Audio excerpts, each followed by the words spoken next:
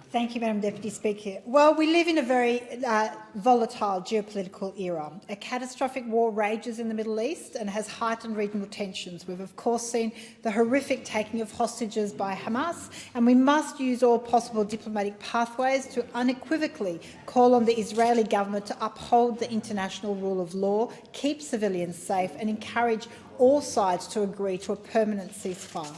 The war in Ukraine continues after 2 years. Australia remains a steadfast ally of Ukraine in the face of needless Russian aggression. Australia has now contributed more than $1 billion in total assistance, including some $880 million in military support. And of course, we continue to see increasingly belligerent and authoritarian behaviour from China in the South China Sea, showing little regard for international norms. And then there is the threat from climate change, and I have an ongoing request from the government for the release of the Office of National Intelligence report in relation to Australia's exposure from a security point of view. So that is the backdrop that we face. The new money in the budget in relation to defence, and this is appropriation, so this is why we're here, is to ask these questions. The new money allocated to defence as part of this year's budget totals some $5.7 billion. It is a huge part of our budget. It focuses on 3 priorities: the AUKUS submarines, surface warships, long-range strike, targeting and autonomous systems. AUKUS is at its core a technology-sharing alliance between Australia, the United States and the United Kingdom. It's also closely linked to the Inflation Reduction Act and to the focus on developing sovereign manufacturing capacity in the world's energy transition, especially for the UK, Australia and the US, and reducing that manufacturing reliance on China. It's essential within this framework that substantial and opportunity flows to Australian industries and companies, especially the smaller ones that are traditionally squeezed out by larger, more well-known international companies. I know there are many questions as to how Australian companies and workers can participate and contribute to our major defence projects and to our nation's national security. I note that as part of this year's budget allocation, there is some $165.7 million put aside to establish a Defence Industry Development Grant program.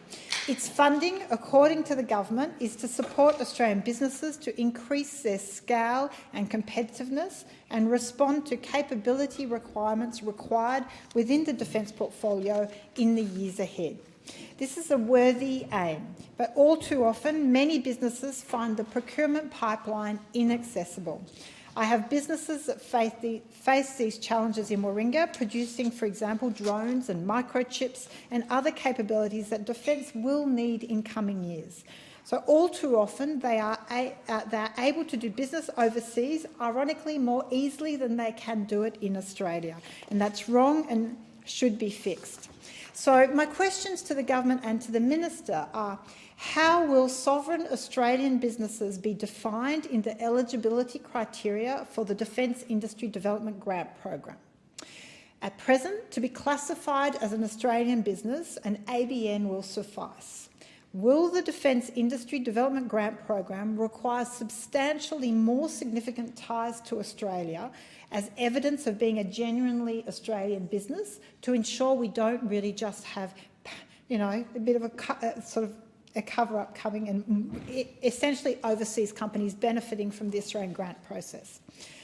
Also, how will Defence ensure Australian businesses get their fair share of opportunities in bidding for the Defence Industry Development Grant program, particularly small and medium enterprises? A further question is: how will you, the government, ensure that small and medium enterprises like those I represent in Warringah, including Drone Shield and Warringah Plastics, for example, get the industrial uplift to genuinely partake in the defence technology and procurement pipeline that has left so many down to date? Further, what key industries do you anticipate will benefit from the technology sharing alliance of AUKUS? It's really important that the government come out on the front foot and be specific about where those technology uplift areas will be.